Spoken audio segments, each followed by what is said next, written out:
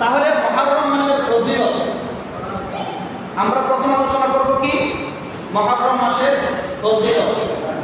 এই মুহররম মাসে আমাদের জন্য কি করণীয়, তাহলে আসুন আমরা শুনি। এই মুহররম মাসে আমাদেরকে কি করতে আল্লাহ রাসূল সাল্লাল্লাহু আলাইহি ওয়াসাল্লাম বলেছেন। عن ابن عباس رضي الله تعالى عنهما عن ابن عباس رضي الله تعالى عنهما أن النبي صلى الله عليه وسلم لما قدمت المدينة وجدهم يصومون يوما يعني عاشوراء فقالوا هذا يوم عظيم وهو يوم نجى الله فيه موسى وأغرق آل فرعون فصام موسى شكرا لله فقال أنا أولى بموسى منهم فصام وأمر بصيامه عن ابن عباس رضي الله تعالى عنهما বলেন لما قدم المدينة রাসূল সাল্লাল্লাহু আলাইহি ওয়াসাল্লাম মদিনায় যখন গমন করলেন, মদিনায় গেলেন, গিয়ে দেখতেছেন ওয়াজাদাহুম ইয়াসুমুনা ইয়াওমা, ওই মদিনাবাসীরা একদিন সিয়াম পালন করতেছে, আর সেই দিনটি হলো 10ই মুহররম। এটি কিন্তু কারবালার 50 বছর আগের ইতিহাস বলতেছে, কারবালার 50 বছর আগের কথা, রাসূলের যুগে এটা। আর যখন কারবালা হয় তখন রাসূল দুনিয়াতে নাই। তো আব্বাস রাদিয়াল্লাহু তাআলা আনহু বলেন আল্লাহ রাসূল সাল্লাল্লাহু আলাইহি ওয়াসাল্লাম মদিনায় যখন গেলেন, দেখলেন যে মদিনাবাসীরা সিয়াম পালন করতেছে, আর যেদিন সিয়াম রাখতেছে সেদিন কি 10ই মুহররম। এটা হচ্ছে 3397 নম্বর হাদিসের বর্ণনা সহিহ বুখারী। আর একটা বর্ণনা আছে সহিহ বুখারীর 2004 নম্বর হাদিস। সেই হাদিসের মধ্যে আসছে যে সেদিন দেখলেন ইহুদিরা 10ই মুহররমে সিয়াম পালন করতেছে, রোজা রাখতেছে। আল্লাহ রাসূল জিজ্ঞাসা করলেন 2004 নম্বর হাদিসের বর্ণনায়, ক্বালু হাযা, ব্যাপার কি, তোমরা এদিন সিয়াম পালন করতেছো যে? আর সহিহ বুখারী 3397 হাদিসের বর্ণনা আসছে ওয়াজাদাহুম ইয়াসুমুনা ইয়াওমা, সেদিন দেখলেন তারা সিয়াম পালন করতেছে। তো ইয়ানি আশুরা, আর সেই দিনটি ছিল কি 10ই মুহররম।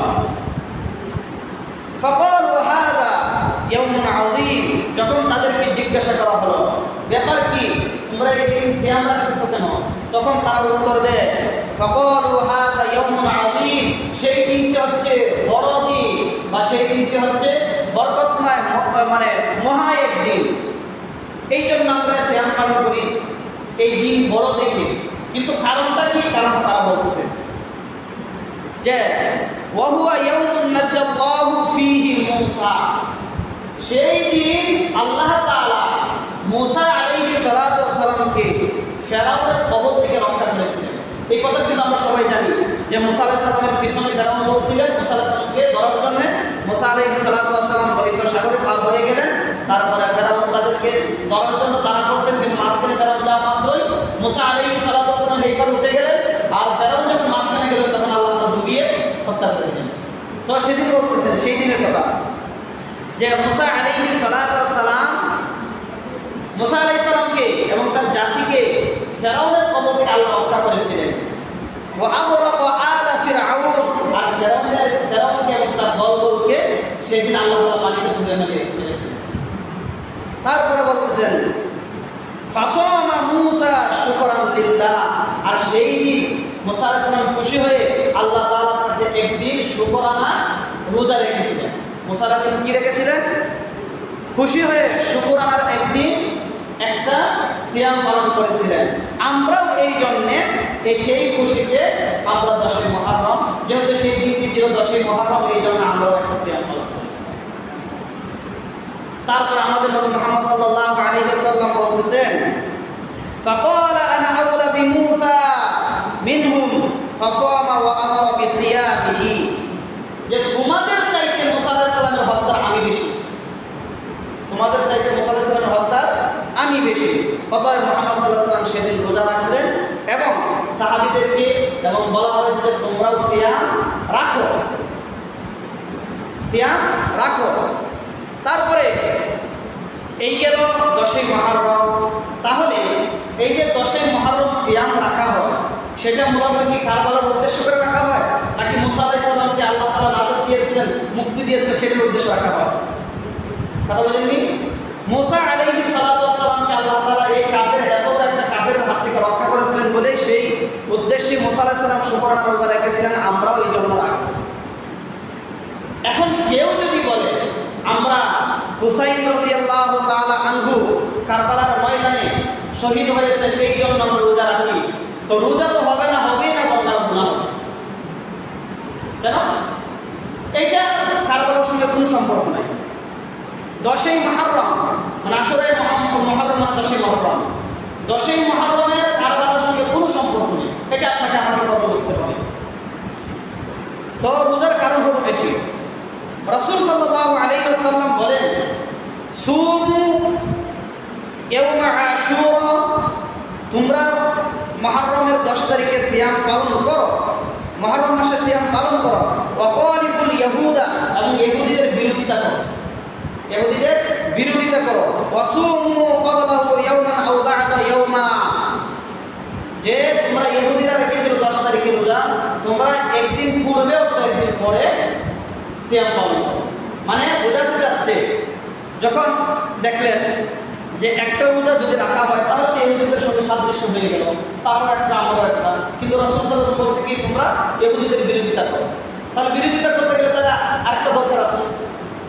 তখন সাহাবীরা বলে ইয়া রাসূলুল্লাহ, একটা যদি হয় তাহলে তো তাদের মধ্যে আমাদের মধ্যে পার্থক্য থাকলো না, আপনি তো বলেছেন তাদের বিরোধিতা করি, তারা একটা রেখেছে, আমরা যদি একটা রাখি তাহলে তো হয়ে গেল সমস্যা। তখন আল্লাহ রাসূল সাল্লাল্লাহু আলাইহি ওয়াসাল্লাম বলেন তোমরা মুহররম মাসে মুহররমের সিয়াম পালন করো, ইহুদিদের বিরোধিতা করো, একদিন পূর্বে অথবা একদিন পরে। একদিন পূর্বে কি তোমরা 2টা সিয়াম রাখবা, 1 মুহররমের 9 তারিখ, 2 মুহররমের 10 তারিখ। তাহলে কয়টা সিয়াম হলো? 2টা। তারপরে হলো যদি কারণবশত কেউ যদি 9 তারিখে রাখতে না পারে তাহলে সে 10 এবং 11 রাখবে, 10 এবং 11, তাহলে মিলে কয়টা হচ্ছে? 2টা, 2টা সিয়ামই হচ্ছে। তাহলে এখানে আপনার আমার জানার বিষয় হচ্ছে এই যে আমরা সিয়াম পালন করি সেটা হচ্ছে মুহররমের সিয়াম, কারবালার সিয়াম নয়। মুহররম মাসের আমরা সিয়াম পালন করি। তাহলে মুহররম এবং কারবালার কোনো সম্পর্ক নেই। এই জন্য আমরা কি করতে পারি? রাসূল সাল্লাল্লাহু আলাইহি ওয়াসাল্লাম বলেন যে আমি যদি সামনের বছর বেঁচে থাকি তাহলে আমি 9 এবং 10 2টা সিয়াম পালন করব। ইবনে আব্বাস রাদিয়াল্লাহু আনহু বলেন রাসূল সাল্লাল্লাহু আলাইহি ওয়াসাল্লাম সামনে মুহররম মাস আসার আগে মৃত্যুবরণ করে ফেলেছেন, কিন্তু কথা হয়ে গেছে আমি যদি বেঁচে থাকি 9 তারিখ এবং 10 তারিখে রোজা রাখবো। এই জন্য আমরা যদি মুহররম মাসের সিয়াম পালন করি তাহলে 2টা আমরা পালন করবো, এক হচ্ছে 9 তারিখ আর এক হচ্ছে 10 তারিখ। যদি কেউ কারণবশত, উত্তম হচ্ছে 9-10, উত্তম কি 9-10, কারণবশত যদি কেউ 9 তারিখে রাখতে না পারে তাহলে সে 10 এবং 11 দিন রাখবে। তবে এটা কিসের সিয়াম? মুহররম মাসের কিসের সিয়াম?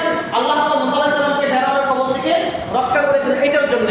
যদি কেউ, আবার বলছি, যদি কেউ কারবালার নিয়তে হুসাইন রাদিয়াল্লাহু তাআলা আনহুকে হত্যা করা হয়েছে এই সুখ পালন করার জন্য যদি কেউ সিয়াম রাখে, সিয়াম তো হবেই না, বলে গুনাহ হবে। কেন? এখন যে কথাটা বললাম এটা হচ্ছে 11 হিজরির কথা, আর হুসাইন রাদিয়াল্লাহু তাআলা আনহুকে হত্যা করেছেন 61 হিজরিতে, তাহলে 50 বছর পরের কথা। এবার আসুন এই সিয়াম রাখলে আমাদের লাভ কি হবে? রাসূল সাল্লাল্লাহু আলাইহি ওয়াসাল্লাম বলেন সিয়ামু ইয়াউমি আশুরা, মুহররম মাসের সিয়াম, আহতাসিবু আলাল্লাহ, আমি আল্লাহর কাছে আশা রাখি। কি আশা রাখি? আন ইউকাফিরা সানাতাল্লাতী ক্বাবলা, যদি কেউ মুহররম মাসে সিয়াম পালন করে তাহলে আল্লাহ তাআলা তার পূর্বের 1 বছরের সগীরা গুনাহ মাফ করবেন। কথাকে বুঝতে পেরেছেন? কেউ যদি মুহররম মাসে এই দুইটি সিয়াম পালন করে তাহলে আল্লাহ তাআলা, আমি আশা রাখি আহতাসিবু আলাল্লাহি তাআলা সানাতুল্লাহি ক্বাবলা, যে আমি আশা রাখি ওই ব্যক্তি 1 বছরের পূর্বের সগীরা গুনাহ আল্লাহ ক্ষমা করবেন। তাহলে কি হলো? আমরা এই সংক্ষিপ্তভাবে বলছিলাম যে মুহররম মাসের ফজিলত, কারবালার সঠিক ইতিহাস। কারবালার সঠিক ইতিহাস হচ্ছে আমাদের দেশে এখন কারবালার বিশেষ করে 10ই মুহররমের যেইভাবে উদযাপন করা হয়, যেইভাবে শোক পালন করা হয়, সেটা ঘটেছিল কবে? কত হিজরিতে? 61 হিজরিতে। কত হিজরিতে? 61 হিজরিতে। মত আছে কয়েকটা, তবে প্রসিদ্ধ মত হচ্ছে 61 হিজরি। 61 হিজরিতে কারবালায় যখন হুসাইন রাদিয়াল্লাহু তাআলা শহীদ হয়, কারণবশত সেই দিনটি ছিল মুহররমের 10 তারিখ। সেই দিনটি কি ছিল? মুহররমের 10 তারিখ। আমাদের সমাজের মধ্যে যেইভাবে চলে আসছে এর কথাটা, এটা কখন থেকে আসে? দেখুন, 10 এবং 11 হিজরি ছিল রাসূল সাল্লাল্লাহু আলাইহি ওয়াসাল্লামের যুগ। 11 থেকে 61 পর্যন্ত মাঝখানে 50 বছর কারবালা হয়নি। কারবালা যখন হয়েছে তখন হয়েছে কত হিজরি? 61 হিজরি। এটা আপনাকে ভালো করে জানতে হবে, তো শিয়ারা আপনাকে বিভ্রান্ত করবে। শিয়াদের এমন কৌশল জানা আছে যে একটা সাধারণ মুসলমানকে বিভ্রান্ত সহজে করতে পারে। শিয়াদের এজেন্টরা আমাদের দেশে কাজ করতেছে, আপনাদের জানা আছে এটা? আপনারা যারা গ্রামে শহরে যারা চলাফেরা করেন হয়তো আপনাদের জানা আছে, কিন্তু আমরা খুব ভালো করে জানি শিয়াদের কার্যক্রম এখন আমাদের দেশে চালিয়ে যাচ্ছে। সাধারণ ইমানের অধিকারী যারা, তাদেরকে শিয়া বলতে, তাদের শিয়া সম্প্রদায় নেওয়া খুব সহজ। সঠিক ইতিহাস এই 61 হিজরি থেকে শুরু করে 352 হিজরি পর্যন্ত। 61 হিজরি থেকে 5-7 মিনিট আলোচনা লম্বা হইতে পারে, কারণ আজকে শেষ না করলে সামনে জুমার মানে অল্প সময় শেষ হয়ে যাবে। আজকে আমি শেষ করার চেষ্টা করবো।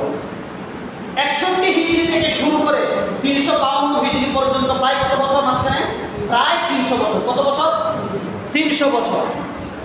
300 বছর কারবালা নামে কোনো কিছু ছিল না। কারবালা যে শোক পালন করতে হবে এই নামে কোনো কিছু ছিল না। পুরা 300 বছর গেছে।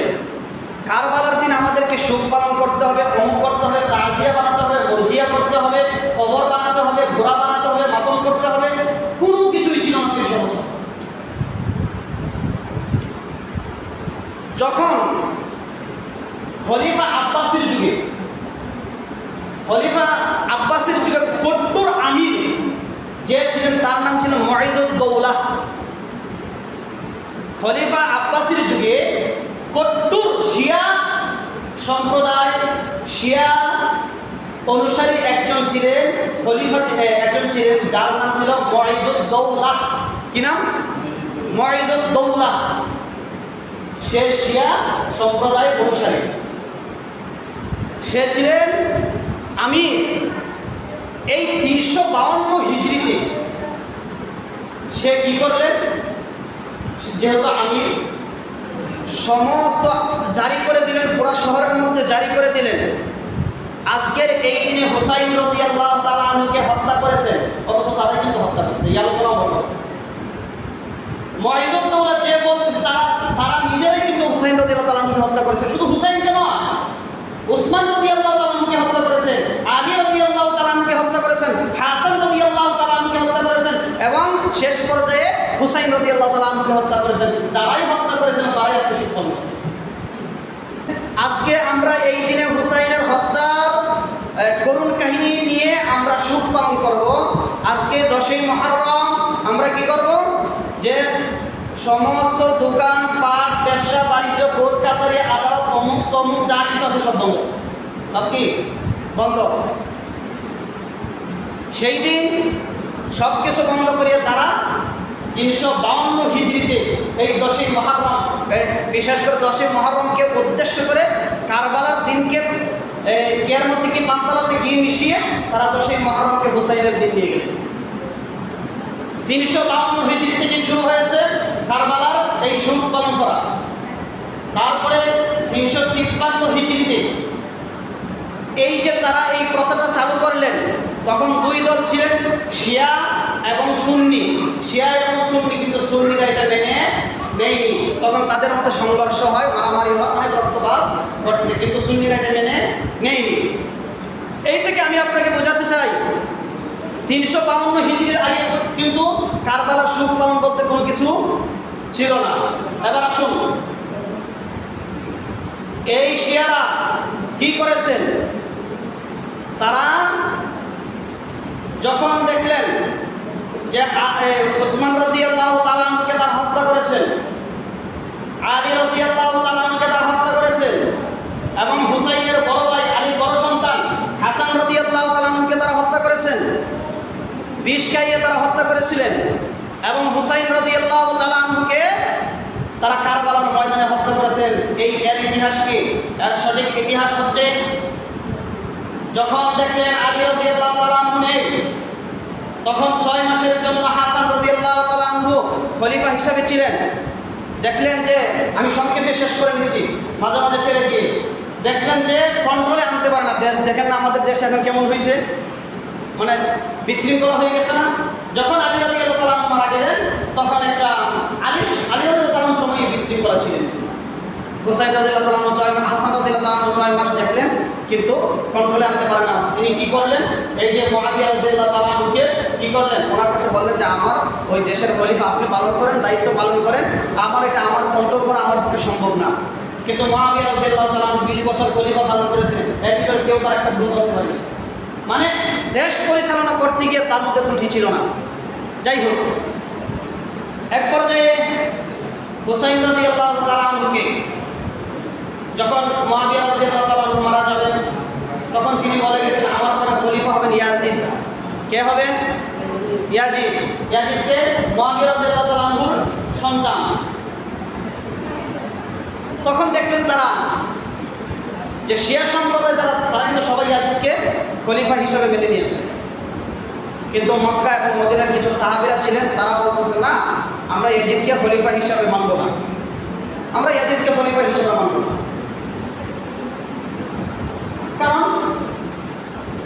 কারণ হচ্ছে যে ইয়াজিদকে আমরা খলিফা হিসেবে মানব না। এক পর্যায়ে ঘটনাক্রমে ইয়াজিদ যেহেতু খলিফা হয়ে গেলেন, তখন এই যে ইরাকবাসীরা, মানে কুফাবাসীরা, তারা একের পর একাধিক চিঠি হুসাইন রাদিয়াল্লাহু তাআলা আনহুর কাছে পাঠাইতেছেন যে আপনি আসুন আমাদের কাছে, আমরা আপনার কাছে বায়াত গ্রহণ করব, আমরা আপনাকে খলিফা মেনে নেব। ইয়াজিদকে আমরা খলিফা মানি না, ইয়াজিদকে আমরা খলিফা মানি না। আপনার মতো যোগ্য ব্যক্তি থাকতে আমরা কেন ইয়াজিদের হাতে বায়াত গ্রহণ করব?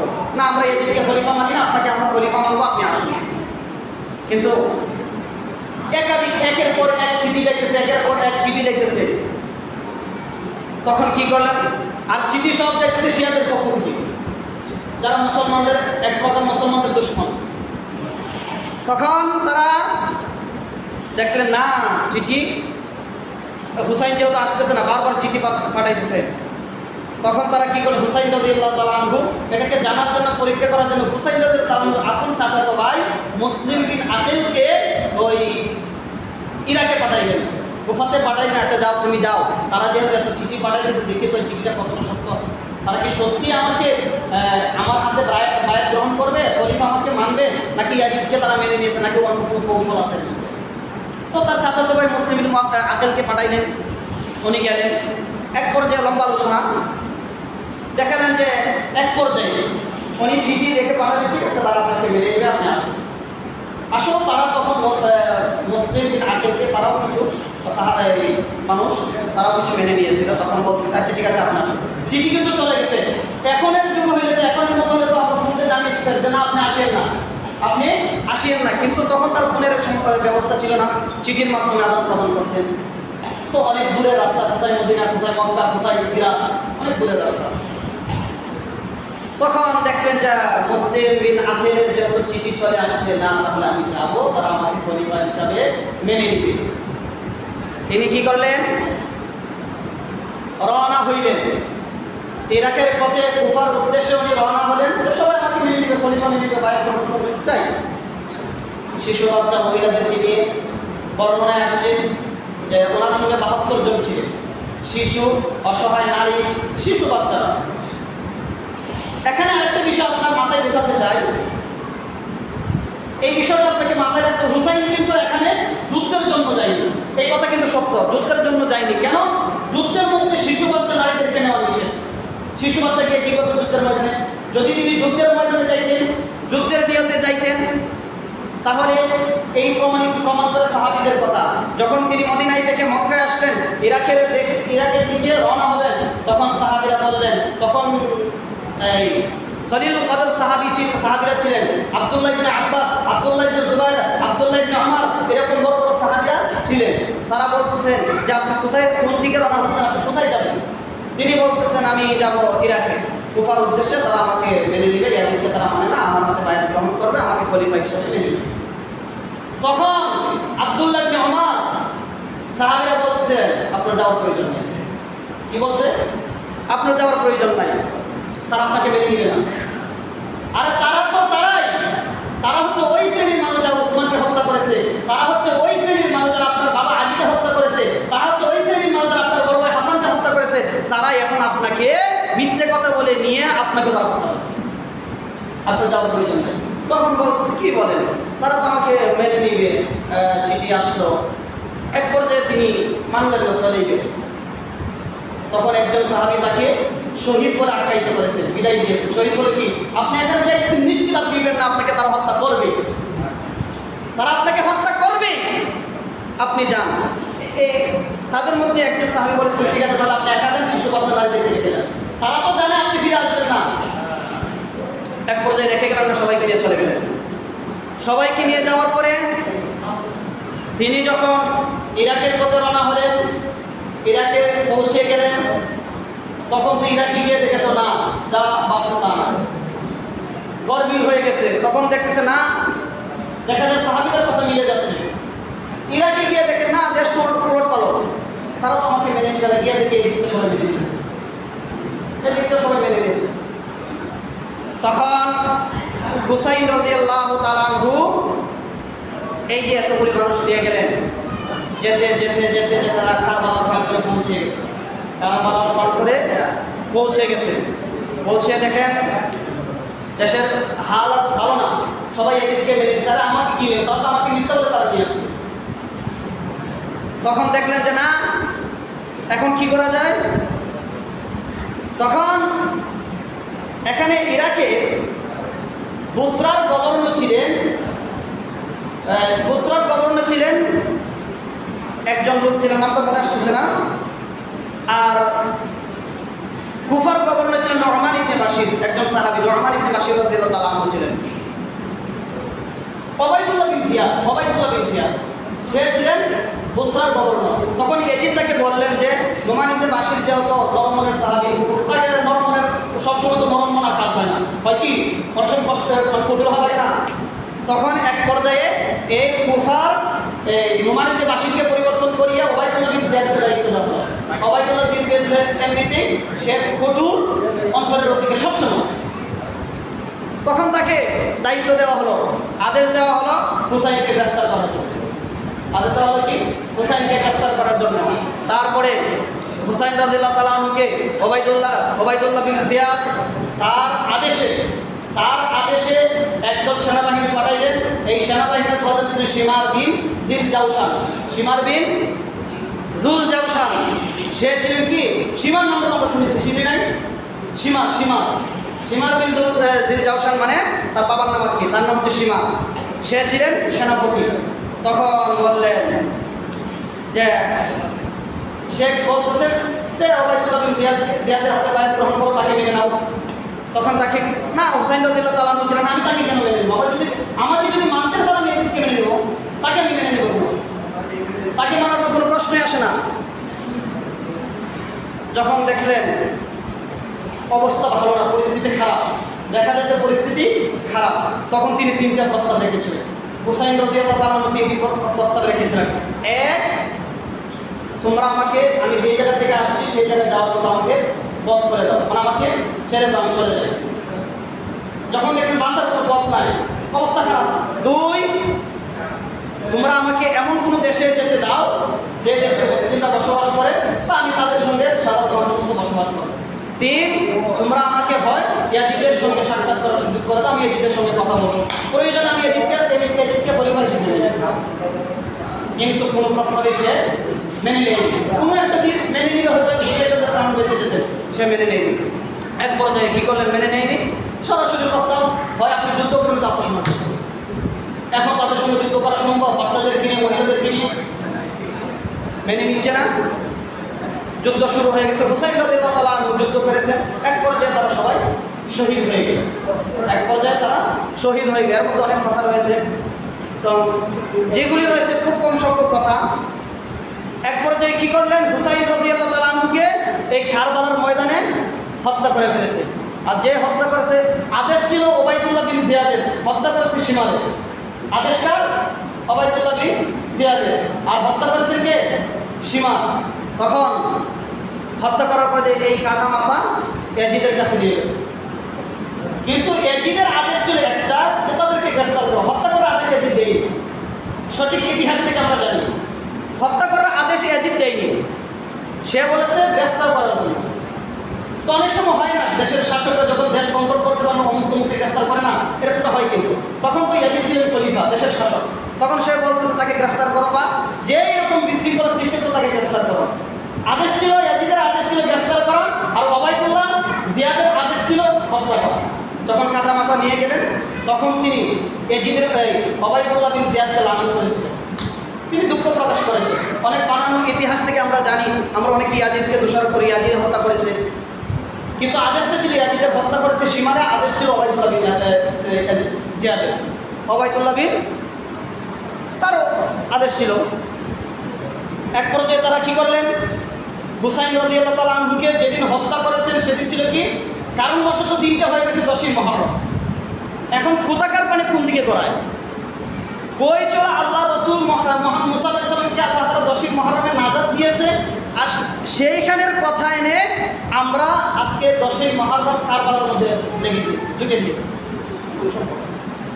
সম্মানিত উপস্থিতি, আলোচনা দীর্ঘায়িত হয়ে গেছে, সংক্ষিপ্তভাবে শেষ করে নিলাম। এই হলো সঠিক ইতিহাস। আর এখন ওই যে মাইকে বক্সে যা শুনতেন সব ডাহা মিথ্যা। এই বইয়ের নাম হচ্ছে বিষাদ সিন্ধুর, যার লেখক ছিলেন মীর মুশাররফ, সে শিয়া সম্প্রদায়ের অনুসারী, তার লেখা বই, সব মিথ্যে কথা। আর এখন যেগুলো বললাম এইগুলো হলো সঠিক ইতিহাস। এখন শেষ কথা আমি আপনাকে বলছি যে মুহররমের 10 তারিখে যে আমরা সিয়াম পালন করি, এটা কারবালার সঙ্গে কোনো সম্পর্ক নাই। তাহলে আমাদের দুইটা বিষয় আলোচনা ছিল, প্রথমটা হচ্ছে মুহররম মাসের ফজিলত, দ্বিতীয় হচ্ছে কি কারবালার ইতিহাস। যাই হোক, আল্লাহ তাআলা আমাদেরকে সব সময় যাতে আমরা সঠিকটা বুঝতে পারি, আর সঠিকটা যাতে আমরা পাই, সঠিকটা যাতে শুনতে পারি, সঠিকটার উপরে যাতে আমল করতে পারি, সবাইকে যেন আল্লাহ তাআলা কবুল করেন এবং আমল করার তৌফিক দান করে। সবাই বলেন আমিন। আল্লাহুম্মা সাল্লি আলাইহি, আল্লাহুম্মা বারিক আলাইহি।